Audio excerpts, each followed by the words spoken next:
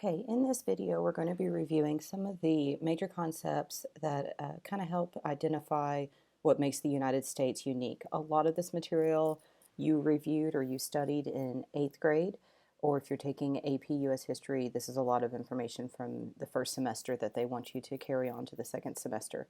So we're going to kind of review some of these major concepts. Going through some of these tutorial videos, it will not take the place of paying attention in class and doing all your work, but it will help kind of to summarize information for you. So we're going to start with one of the basic founding documents for the United States, which of course is the Declaration of Independence.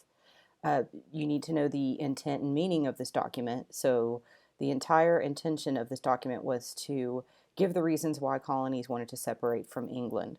We know that there was a long history before they wrote the Declaration of Independence and a lot of abuses by England on the colonies, or so the colonies say, and so they used this document to list out why they felt they were justified in separating from England, and then they listed the actual things they felt like were done wrong. So also with this, there's the philosophical idea of if a government is abusing you for so long and taking away your rights, then you have the right to overthrow that government. And so that's all explained in the beginning of the document. And it's also expected for you to understand and be able to interpret the first 3 paragraphs of the Declaration of Independence. So let's look at some of the first 3 paragraphs. So this is the beginning, when in the course of human events becomes necessary for one people to dissolve the political bands which have connected them with another. So basically, we have the right to separate from England. Sometimes that's necessary.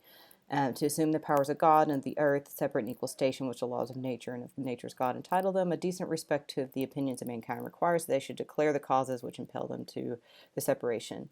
So it's saying basically that sometimes you have to break political connections with each other, but you've got to also explain why. This is the paragraph that you're probably the most familiar with. We hold these truths to be self-evident that all men are created equal, that they're endowed by their Creator of certain unalienable rights. Among these are life, liberty, pursuit of happiness, and to secure these rights, and so on and so forth. So this is a pretty important paragraph. This is usually one that you would see on a test because it really is the meat of justifying why we felt like we had to separate from England. This phrase, unalienable rights, is one that they always expect you to remember. And you want to remember that those are rights that can't be taken away.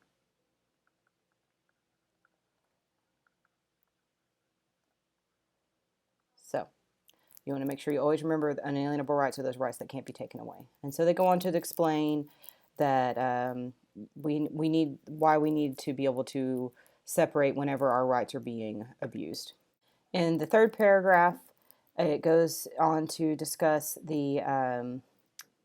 to give more justification for why we need to separate, and talks about, and this is the part I always like, when they talk about a history of repeated injuries and usurpations, and they have establishment of absolute tyranny, and so talking about these repeated injuries and usurpations and abuses by the king and by England, and how if they're going to keep doing that, it's our right and duty to throw off that government and to come up with a new government. So that's kind of your big gist of the Declaration of Independence.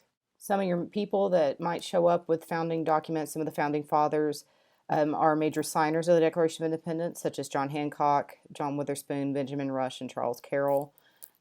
Usually if you see their name, they're going to be associated with the Declaration of Independence. Other major Americans during the Revolutionary War era, John Peter Muhlenberg, who was very important with the revolution, and he was originally a minister and had this moment where he took off his minister robes and had on a continental uniform and wanted to encourage others to come and join the cause for the colonies. And so he was always kind of that character of, everyday person going and fighting for the cause. Another person you might see, Jonathan Trumbull Sr., his big claim to fame for our sake is that he was the only colonial governor from England that supported the Revolutionary War.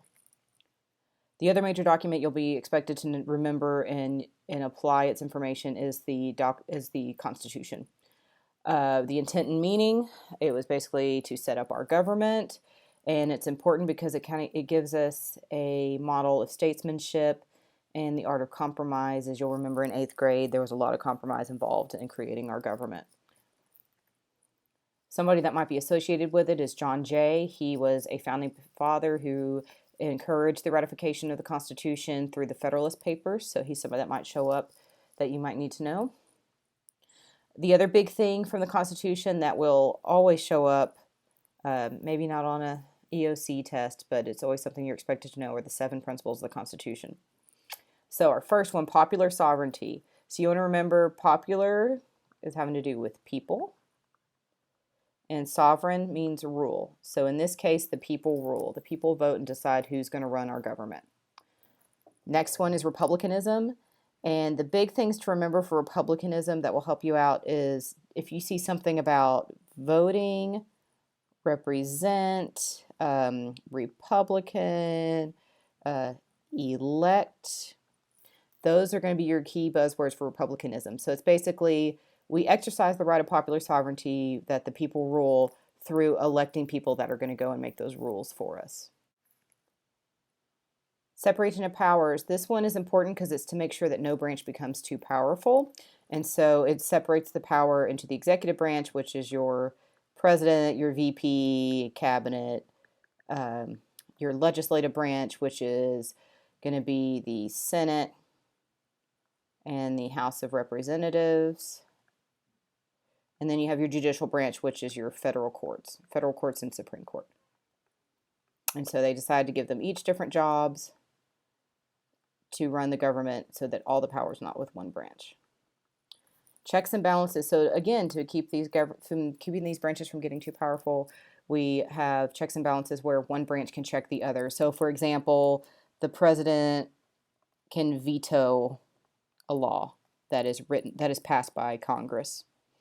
But let's say Congress wants to still pass that law, then Congress can check the president by overriding that veto.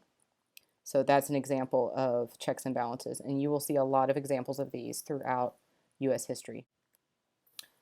Federalism, this is one that tends to be difficult to understand or to remember, and this is the whole idea that powers are shared between the state and national government. So for example, if I was going to make a big Venn diagram, I know that's not very big, there are certain powers that only the state government can control, such as laws about marriage. And the national government, they're the only ones that can declare war. But both the state and the federal government can collect taxes. So there's certain powers that are shared, and there's certain powers that are only delegated to either the states or the federal government. Last one's limited government. This is the idea that everybody follows the laws, including the president, Congress, Supreme Court, and it limits the power of the federal and state government. We will see an example of this when we review the Nixon era and the Watergate scandal. That's a really great example of limited government.